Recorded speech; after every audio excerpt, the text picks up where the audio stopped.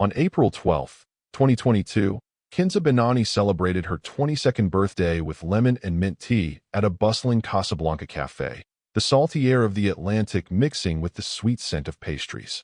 She was a student of interior design at a private arts college, her notebooks filled not just with lecture notes, but with sketches of sun-drenched living rooms and minimalist kitchens. Kinza was a cartographer of dreams, mapping out a future that extended far beyond the familiar boulevards of her home city. That future, she believed, was bright, modern, and waiting for her. In 6 months, she would be found dead on the manicured grounds of a luxury apartment tower in Dubai, her dreams reduced to a forensic report. Kinza's life in Morocco was one of comfortable routine and deep-seated love. She lived with her parents and older brother, Youssef, in a modest but warm apartment in the Marif district. Her father, a retired civil engineer, and her mother, a high school French teacher, had instilled in their children a respect for tradition balanced with an ambition for global citizenship. Youssef, a pragmatic software developer, was both her confidant and her gentle protector. He would often tease her about her obsession with international design blogs and her seamless switching between Darija, French, and a carefully practiced English, but he admired her ambition. "The world is not as neat as your floor plans," he once told her, a casual warning she had laughed off. Her digital world was her true window to that bigger life. It was there, amidst the curated perfection of Instagram and the endless scroll of possibilities, that she first encountered David Cole in July 2022. His profile was a masterclass in understated success, a 35-year-old American investment consultant based in Dubai. Photos showed him on a yacht against the city's iconic skyline, in a tailored suit shaking hands with indistinct businessmen, and hiking in the rugged mountains of Hada. He was handsome, with a warm, disarming smile. His bio was simple: building bridges, seeking genuine connection. Their first interaction was a simple comment he left on one of her posts, a photo of a zellige tile pattern she admired. "Incredible artistry. You have a great eye." It was innocuous, flattering. Kinza, accustomed to a stream of unsolicited messages, was struck by its politeness. She replied with a thank you, and a private message from him followed. He wasn't aggressive or presumptuous. He asked about her studies, about the cultural significance of the tiles, about her dreams. He positioned himself not as a suitor, but as a mentor, a worldly man intrigued by her passion. Within a week, their conversations moved from Instagram messages to lengthy WhatsApp chats, and then to nightly video calls that spanned time zones. David was a gifted conversationalist. He listened more than he spoke, asking probing questions about her family, her fears, her aspirations. He learned the names of her parents and Youssef, asking about their health and their work. He remembered small details. Her favorite flower was the orange blossom. She preferred tea over coffee. She dreamed of visiting the Uffizi Gallery in Florence. This meticulous gathering of personal data felt, to Kinza, like profound intimacy. He was building a profile of her heart. He painted a vivid picture of their potential life together in Dubai. He spoke of a spacious apartment overlooking the marina, of supporting her ambition to start her own design firm, of traveling the world together. He was not just offering romance. He was offering the key to the future she had been sketching in her notebooks. "You have so much talent, Kinza," he would say, his voice a smooth baritone through her phone's speaker. "Morocco is beautiful, but it's a cage for a bird like you. You need a bigger sky to fly," and the metaphor was intoxicating, affirming her own restless desires. The first tremor of unease, so faint she barely registered it, arrived in August. David was supposed to send her a birthday gift, a designer handbag she had admired online. A week after he claimed to have shipped it, he called her in a manufactured panic. "Honey, I'm so sorry. The package is stuck in customs in Rabat. They're asking for a €300 clearance fee. My credit card is linked to my UAE accounts, and the international transfer will take days. Could you possibly cover it? I'll pay you back double the second it goes through." Kinza didn't hesitate. It was a small price to pay to help the man who was promising her the world. She wired the money via a transfer service. The handbag arrived 2 days later. The incident was forgotten, filed away as a minor bureaucratic hassle. It was, in reality, the first test of compliance. Youssef remained the lone skeptic in the family. "You've never met him, Kinza. he argued one evening over dinner. These pictures, these stories. Anyone can create a fake life online. We video chat every night, Youssef, she retorted, a defensive edge to her voice. I've seen his apartment. I know what he looks like. He's real. Seeing a man in a room on a screen isn't the same as knowing him, he insisted. Her parents, initially cautious, had been won over by David's charm offensive. He had even joined a family video call, speaking respectfully to her father in broken but earnest French, complimenting her mother's home, and promising to honor their family and their traditions. He was a perfect gentleman, a world away from the local boys they feared were not ambitious enough for their daughter. In late September, David announced he was coming to Casablanca. The 2 weeks he spent in Morocco were a whirlwind of curated perfection. He stayed at a 5-star hotel, but spent his days with Kenza and her family. He brought lavish gifts, a Swiss watch for her father, rare saffron for her mother, the latest drone for Youssef. He navigated the city's souks with an easy confidence, charmed her friends, and treated her with a public reverence that made her feel like royalty. On their last night, at a rooftop restaurant with a panoramic view of the Hassan II Mosque, he proposed with a diamond ring that silenced any lingering doubts. Her parents gave their tearful blessing. The wedding would be in Dubai, a simple civil ceremony to begin, with a larger celebration in Morocco the following year. David, ever efficient, took charge of everything.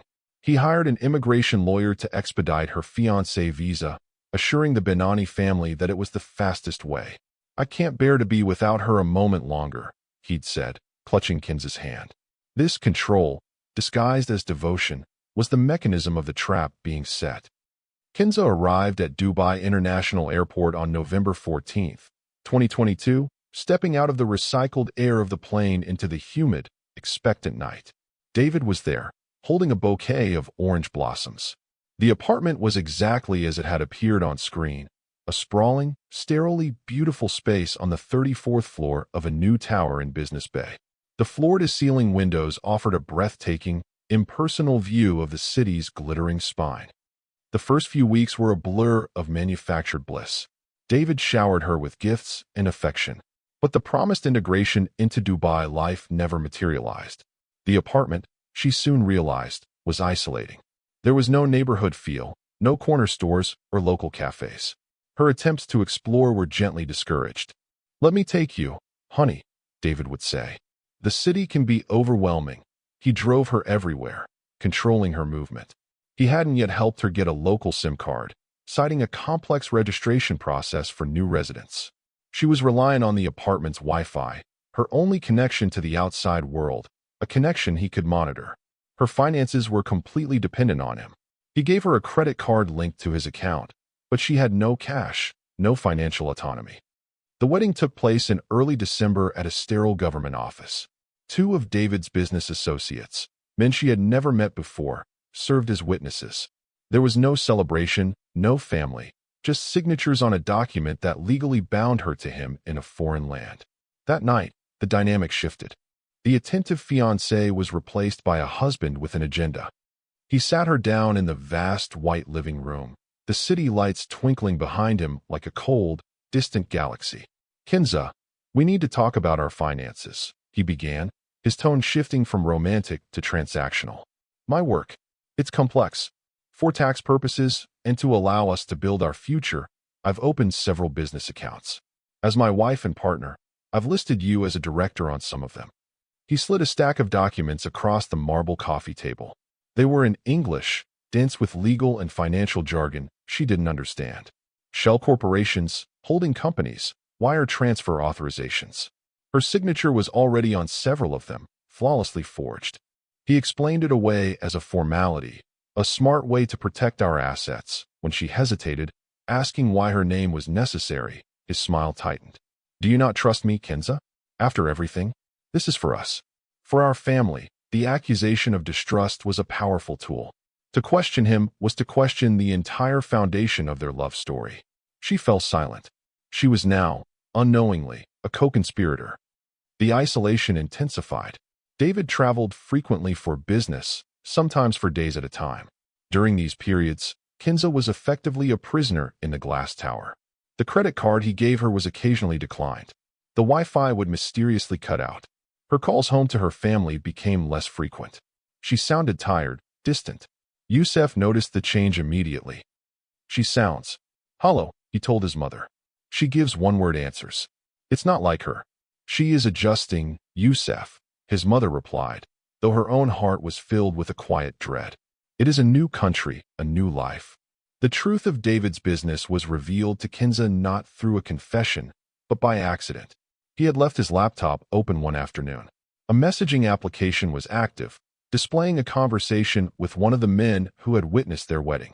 The conversation was about a Mark in Australia, an elderly widow who had just liquidated her husband's pension fund. David and his associate were discussing how to extract the final, largest payment of a romance scam they were running. They mocked the woman's loneliness, her gullibility. She thinks I'm a widower named Robert who needs money for emergency surgery, David had typed, followed by a laughing emoji. The screen swam before Kinza's eyes. It was all there, the scripts, the fake profiles, the lists of vulnerable targets, the network of international bank accounts used to launder the stolen money. And her name was on some of those accounts. The man she had married was not an investment consultant. He was a predator, a thief who preyed on the lonely and the hopeful. She was not his partner. She was his shield, his unwitting accomplice whose name gave a veneer of legitimacy to his criminal enterprise. When she confronted him that evening, holding up a printout of the conversation, the mask of David Cold disintegrated forever. The charming smile vanished, replaced by a cold, flat stare. You shouldn't have seen that, he said, his voice devoid of emotion. Who are you?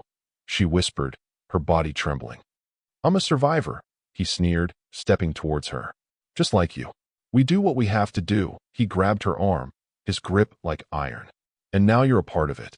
These are your companies too. Your signature is on everything. If I get caught, you get caught.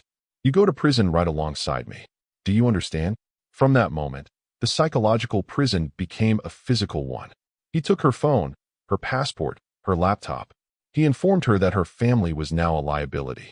If you try to contact them, if you breathe a word of this to anyone, he hissed, his face inches from hers. I have friends in Morocco. Very persuasive friends. Your brother drives the same route to work every day, doesn't he? The threat paralyzed her with a terror she had never imagined. For the next 2 months, she lived in a state of suspended horror. She was forced to participate, to answer phone calls from banks, to sign documents he put in front of her. She became a ghost in her own life, her vibrant personality extinguished, replaced by a silent, terrified obedience. But beneath the fear, a spark of the old Kinza, the fighter, remained. She began to plan. She knew his routines, his travel schedule. While he slept, she used a concealed tablet she had found in a closet to secretly create a new email account. She began documenting everything: account numbers, names, dates of transfers. She took photos of documents with the tablet's camera. She was building a case, a digital life raft. She composed a long, desperate email to Youssef, detailing the entire nightmare, attaching the evidence. It sat in her drafts folder, an unsent testament to her fight for survival. She was waiting for the right moment, for David's next business trip, to send it and make a run for the Moroccan consulate. The moment came on the morning of April 10th, 2023. David was leaving for a 3-day trip to Singapore. He gave her a cold kiss on the cheek, his final words a chilling reminder: be a good girl. The second the apartment door closed, she ran to the tablet. She opened the draft, her finger hovering over the send button, but a sudden, sickening feeling washed over her. A small, blinking light on the smoke detector in the corner of the room. A light that had never been there before. A camera. He knew. The trip to Singapore was a lie. It was a test. The sound of the key in the lock was the sound of her world ending. David walked in, his face a mask of calm fury. He wasn't holding a suitcase. He was holding her passport in one hand. Looking for this, he said softly. The last thing Kinza Benani ever saw was the man she had promised to love striding towards her, the panoramic view of the city she had dreamed of glittering indifferently behind him. The official report from the Dubai police force was concise. At approximately 11:45 p.m. on April 10th, 2023, the body of Kinza Benani Cole, a 22-year-old Moroccan national, was discovered by building security on the landscape terrace 5 floors below her 34th floor apartment. The initial investigation concluded her death was a suicide. Her husband, David Cole, was reported to be away on business and was notified in Singapore. He returned the next day, a portrait of the devastated, grieving widower. He spoke of his wife's struggles with depression, her difficulty adjusting to a new country. It was a tragic, but sadly not uncommon, story. The Benani family in Casablanca refused to accept it. Impossible, Youssef stated flatly to the Moroccan consular official who delivered the news. Kenza loved life more than anyone I know. She was a fighter. She would never, ever do that. Their grief was a cold, hard stone of disbelief. Against the advice of officials who considered the case closed, Youssef flew to Dubai. He was not an investigator. He was just a brother armed with a lifetime of knowing his sister. He met with a detective from the Dubai police, a man named Omar Al-Jassim, who had been assigned the case file. Al-Jassim had officially signed off on the suicide ruling, but something about the husband's polished performance had bothered him. Her husband claims she was deeply depressed. Al-Jassim told Youssef in a sterile meeting room. There were no signs of a struggle in the apartment. No note. Because he is a liar, Youssef said, his voice shaking with rage. Kenza was not depressed. She was trapped. He told the detective everything. The whirlwind online romance, his own suspicions, the strange, hollow quality of his sister's voice in her final phone calls. It wasn't much to go on, but it was enough to plant a seed of doubt in Al-Jassim's mind. He quietly reopened the inquiry. The first break came from a forensic analysis of the apartment's electronics. While David had wiped Kenza's phone and laptop, he had missed the tablet hidden in the closet. The Dubai Police Cybercrimes Unit recovered the deleted files. And there it was, Kenza's unsent final email. The draft was a detailed confession and a plea for help. It laid out David Cole's entire criminal enterprise, the romance scams, the money laundering, the shell corporations.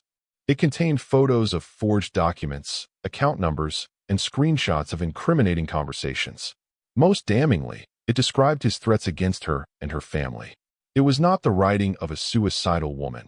It was the meticulous work of a whistleblower gathering evidence to save her own life. The investigation pivoted with stunning speed. The Financial Crimes Unit cross-referenced the information from Kenza's tablet. David Cole was not an investment consultant.